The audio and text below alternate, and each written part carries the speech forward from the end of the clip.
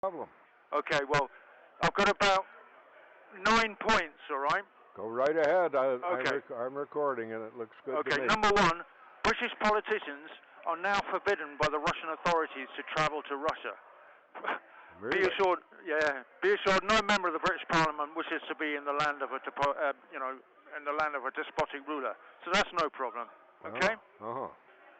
Two, reputedly, Britain now has the worst relations with Russia, even more than the United States, and that's saying something. Okay? Yeah, that is. Yeah. Yeah, tell me about it. But excellent. Before and after the revolution in 1917, Russia has been an exceptional, unpleasant place. Since Peter the Great, Russia has been known as the robber nation. They have no agricultural or mineral resources of their own, barring fuel, okay? They're known as the robber nation because they steal resources from everybody. They steal grain, they steal iron ore, which is why when the Soviet Union started up, it was to get all the iron ore. I see, but I thought I had the feeling that they had plenty of food in that country, or plenty of wheat. No, that's why they won the Ukraine. Oh, I see. Okay. The Ukraine is known as the bread bowl of the East. I got you. Yeah. The Ukraine provides literally about almost 15% of the world's grain. Mm-hmm. Yeah. And if they get the Ukrainian grain, it means they don't have to buy the grain wheat surplus from America. Because every year the Americans produce so much wheat that they have too much to sell, so they sell it to people like the Russians. Ah, I see. Yeah, okay. Okay? Yeah. Right. Number three, Russian forces have now encircled Mariupol, yeah? Yeah. And the freedom fighters are at the steelworks in Mariupol. Okay, the Russians are calling them mercenaries. They're not mercenaries, okay? They're the freedom fighters, so the International Brigade. Yeah. And literally, because of the situation they are in Mariupol, they're encircled. They can't get out. They're going. Do you understand Masada? No, not at all. Okay, Masada was a Jewish operation at the time of the Roman army of occupation in Jerusalem. Okay. Yeah. And they held out a fortress against the Roman army, and they all committed suicide. Yeah, now I remember. Yeah. Okay. So the only way if these mercenaries get captured by the Russians, because neither Russia nor Ukraine survive, they don't sign the Geneva Convention. Yeah. There are no prisoner of war camps. There are no prisoners of war in this war. It's a dirty war. Oh, they just kill. Yeah, so if you get captured by the Russians, you get tortured, then executed. Wow. Okay? So these mercs, they're not mercenaries, they're freedom fighters. Yeah. They're going to have to, basically, they're holed up in the steelworks in Mariupol. Yeah. Okay? For us, it's been a holding action. Okay? It's not that important. It's a bit shit what's going on in Mariupol, but for us it's not that important. For the Russians it's a major target because Mariupol has steelworks, okay, which is crucial, and they have a port. Yeah. So not only can they can crush iron ore, they can make steel, they can make tanks, and they can ship them out. Bang! They need Mariupol big time. Okay. Yeah. So I would imagine that the mercenary force, the freedom fighters, they're going to blow. They'll blow the steelworks. They'll blow themselves up and the steelworks. They can't be afforded to be captured alive. So guess what you do? You wire the place. When the Russians come in, you blow the whole fucking place up. Oh my God, that's not true. Yeah, big time. They'll do it. Well, I noticed too that the Russians are using the heavy bombers now. You said to me that if they start using the heavy bombers, that's going to change the range of the war. Yeah, exactly. Right. See, until now, the Russians have been in the hinterland. They've been almost as close as Kiev, okay? And they've been softening up the land, all right? They've been softening up everything. They've been hitting all the cities, and what they've been doing is they've been sowing anti-personnel mines everywhere. Selling what? They've been sowing anti-personnel mines everywhere in the Ukraine, which means... Who, the Russians or the... Yeah, the Russians. See, the Russians have been as far as Kiev, okay? Yeah. They sow the whole area with anti-personnel mines, which means Ukrainian forces can't move effectively because they just keep getting blown up. Oh my God. Yeah, this is what the Russians... It's standard battle tactics. Then, now, they've pulled back and they're in the Donbass region. And the Donbass region is iron ore, and loads of it. And big steelworks. And iron ore makes tanks and aircraft. And they need that. Yeah. Because they need that. If they can get the iron ore, they don't need to be supplied from anyone else. They can build their own armies. I see. Which is what they did with Stalin. Yeah. Okay? And plus, you see, if they've got the farming, that means they've got tanks, aircraft, They can make their own tanks. They can make their own aircraft. They get as much bread as they want, and also enough grain to make vodka for the army. I see. I got it. So they're sorted. That's why they want the Ukraine. Okay. Yeah. So the real target begins. Okay, and that's the Donbass. Okay. Now, since August, the Americans, the British, and the French have set up an operation which is known as Operation Anvil. Okay. No. Right. You know what the sword and the stone is. Yeah, no, not at all. You know what King Arthur is. Yeah. You know about the sword Excalibur and the sword and the stone, yes? Sure. Right, okay. It was never a stone. It's a sword in the anvil. In the anvil, oh yeah. It's an anvil is something you make a sword on, okay? Yeah. An anvil is the base plate, okay? So when it comes to military terms, the anvil is a supply operation, all right? Oh. So the Americans, the Brits, and the French have set up a supply operation since August last year. Because we knew what they were going to do. We knew the Russians were going to invade, so we've set the supply chain. Okay, now we can't, because we can't be seen to provoke the Russians, we can't supply heavy armor, we can't supply heavy artillery, and we can't supply bombers or fighters. To do all of that means we have to do conversion courses for the Ukrainians to learn how to use our equipment. Yeah. Because they've got Russian equipment, all right? Yeah. Okay, so they've got MiGs. The Poles have got MiGs. They don't have the European fighter. They don't have Typhoon. They don't have Tornado. They don't have Jaguar. They don't have the Challenger main battle tank, and they don't have the Abrams main battle tank. Yeah. To have that kind of equipment means they have to learn how to use it. To learn how to use it means we have to put our boots on the ground in the Ukraine. We can't do that. Yeah. But what we can do, what we set up, is Anvil.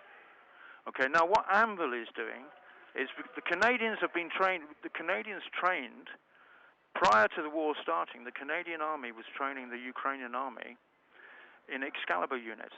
Now, Excalibur units are 12-man units, all right? Uh-huh. They operate in armored personnel carriers.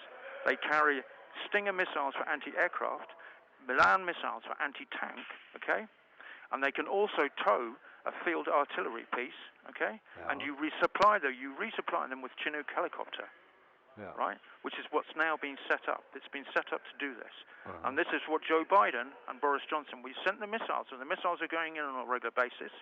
We are now sending armored personnel carriers in, okay? We're now sending field artillery pieces in, okay? It's cool as fuck, man. And so we can put these units into the Donbass. What the Russians have done in the Donbass region is they've set up a 300-mile front, okay? Uh-huh. That's known as an overextended fighting line. To do that effectively, what I mean, you've got to have a tank every quarter mile. The Russians don't have 1,200 tanks. You need like 3,000 tanks to do that. Oh. So what you do is you set up Excalibur sword units, okay? And what you do is you punch holes into the attack line, okay? And each hole punches an aircraft, and we keep supplying the Excalibur units. We'll win this. There's no doubt about this. We'll win this. Because the Russians don't have a supply chain. They don't have a supply. Because if what I'm thinking is, we need to put the word out to China: don't supply the Russians. If the Chinese don't supply the Russians, we can negotiate a deal for the Chinese, so the Chinese have the international market for trade. It's a free trade offer. Give the Chinese free trade. If you don't give the Chinese a deal, they'll do a deal with the Russians, and they will supply the Russians, and then we're fucked. As far as I'm aware, China are staying out of it, and because they'll stay out of it, they'll get a deal. We'll do a deal with them. Oh, I see. We'll give them the international free trade market, and the international free trade market isn't good for America, and it isn't good for Europe, because it means we don't buy manufacturing from America. It means America buys manufacturing from China. Yeah, well, that's where we are anyway. Yeah, exactly. But it means basically that the Chinese globally dominate the manufacturing, which is fine by me because they make everything fucking good and fucking cheap. Which is what the Americans used to do in the 1930s, but because of union laws, etc., it's now incredibly expensive to make stuff in America. Well, now I just heard yesterday that there's only about 5% of the workers in America are unionized. That's it. Really? Oh, well, in that case, but everything's expensive. Well, it's not expensive, but compared to the Chinese, it's dirt cheap. Yeah. The Chinese are dirt cheap on everything. Everything's dirt cheap. Yeah. All the computer, everything, all the hardware, all the plastic stuff. If it wasn't for the Chinese, we'd be paying 5, 6 times, 10 times as much for a computer that we do now. Well, that's true. Absolutely. And even with fuel prices going up, we still won't pay top dollar because it's all coming from China. China pay their people shit. So I think we have a good chance of winning. I really do think we have a good. When you say we, you mean the non-Russians? You mean the no. When I say we, I mean the United States Armed Forces. Yeah. I mean everybody within the United States and NATO who are supplying the Ukrainians. When I say we, I mean the Ukrainians. We'll win this because we've now got NATO and the Ukraine. Yeah, we've now got the supply chain effective, right? And the supply and the main. See, we're not supplying heavy. No. We're supplying armored personnel carriers. Okay, we're supplying field artillery. Yeah. Okay, we're supplying Milan, which will knock out tanks. We're supplying Stinger, which will knock out aircraft. The men were trained by the Canadian Armed Forces as 12-man Spearhead Excalibur units. Okay. And they will operate the entire line on the Donbass, and they'll just keep punching and punching and punching and punching, and eventually the Russians will reel back. They can't hold it because we'll smash their communications and we'll smash their supply chain, and they're fucked. Well, that's a totally different outlook than a week ago, isn't it? Oh, now that they've pulled it, the only problem is like. Places like Kiev and all the cities around Kiev, all the townships and everything. Yeah, there's fucking mines everywhere. And that's to stop movement on the roads and the railways by the military. The Russians have put in that many mines in 6 weeks? Yeah, they put in probably about 80,000 mines. Yeah, absolutely. They've been like laying them all over the place. Every single road, every single dirt track, anywhere near Kiev, every single dirt track, every single farm track, everything is now being sowed with anti-personnel mines. How do you know that? I mean, because I know what the Russians do. There's nothing about it on the news. Yeah, there is. There is. Believe it, there is. Okay. You need to watch Newsnight. You need to watch BBC Two Newsnight because I know what the Russians do. This is standard tactics. Yeah. This is what the Americans were doing in Vietnam. If you want to stop an enemy from moving, from operating, you put down anti-personnel mines all over the fucking place. Yeah. And you can't move because you have to like slowly clear every area, bit by bit, until you get all the mines out. And what about timetable? When is all this going to happen? Are we talking months, years, weeks? Well, the Donbass is now. This is the big battle for the Ukraine. If the Ukrainians do this, I reckon we'll win. Okay, if the Ukrainians beat them, that's it. The Russians will move out. But the trouble is, the Russians have smashed the Ukraine. So the Russians they may not get the grain and they may not get the iron ore, but Ukraine will never be a threat to them. Right. So either way, they win. So they don't really lose. They've like given their army a nice time and everything, and the Russian army have done lots of raping and looting, which is what they have been doing. Yeah. They've done lots of war crimes, blah, blah. They won't get held account. Sanctions will probably stay in place for at least the next 3,000 years, which is fine by me. You're a bit of a cynic at moments. Well, yeah, just slightly. But the one thing that is noticed, right, next time you watch a broadcast from President Zelensky, look at the flag behind him. Yeah. It's no longer the new Ukrainian flag is just the yellow and the blue. Yeah. Now they're flying the old Ukrainian flag. Well, what's that all about? The old Ukrainian flag has the silver eagle on the yellow and the blue. Oh. If it has an eagle on it, it means it's an eagle of Rome. Of Rome? If you have an eagle on your flag, you're one of the eagles. France has an eagle. America has an eagle. Russia used to have an eagle. When the Romanovs were in power with the Tsar, they had the gold eagle. Yeah. Because, hang on, what's the name of the Tsar? Romanov? What, yeah. Roman? Yeah, well, you know where that came from. Right. Yeah, exactly. Yeah. Exactly. So, and recently the Russian Federation, the Federation flag, were flying the gold eagle because they were saying, we're still an eagle. No, they're not. No, you're not. And mark my words, is now that the Ukrainians are flying, the Ukrainian flag used to have an eagle on, but after the Second World War, they lost the eagle. Okay? Yeah, I got you. Right? Now they're putting the eagle back on their flag. Yeah. If they win, I believe they win. If they win, it's no longer a silver eagle, it's a gold eagle. Ah. And when you get a gold eagle on your flag, it means you are now one of the legions. We have a legion in France because we're a gold eagle, yeah. and the Ukrainians become a gold eagle. Oh. So they might have their land smashed to bits, but we, the West, will get all our engineers in, and we'll rebuild it. There's no problem there. I see. Yeah, it gives us loads of work. Yeah, we get work for the next 20,000 years there. Yeah. And if we can get this country as a neutral state, okay, it's better to have them as a neutral state so that we can have. You think they can be neutral? Yeah, absolutely, absolutely. We can't. It's too risky to have them as members of NATO because Russia will just go bananas again. Yeah. So we need to have them. We don't want as. We need to have a barrier between the East and the West, and the best place to do that is to have a neutral state. And then we can have a place like, say, the Odessa. Okay, well now the Odessa can then operate as a neutral port. If it's a neutral port, then you see Switzerland is neutral, okay? Yeah, but Switzerland doesn't have a port. Yeah. What we need on planet Earth is a neutral port where you can have Soviet warships, British warships, American warships, French warships, and Chinese warships all in the same port. Now you're talking. If we can get that, now we're talking. But isn't that what the Russians announced was their goal, to create a neutral country there? Well, if that's the case, then that's what will happen. That's what we want. Yeah. That's what we want. Well, you've done an incredible analysis on this, Jeremy. I can't believe it. You really understand what's going on over there. The Ukraine. Well, for me and my father was high-ranking Royal Air Force and British intelligence. Yeah. And the Ukraine, see, when Gorbachev Perestroika and all of that, when Russian communism failed and Gorbachev took over, and Russia's become capitalist and everything, everybody in the West, everybody in Sandhurst, everybody at Saint-Cyr, everybody in what's the American college in America?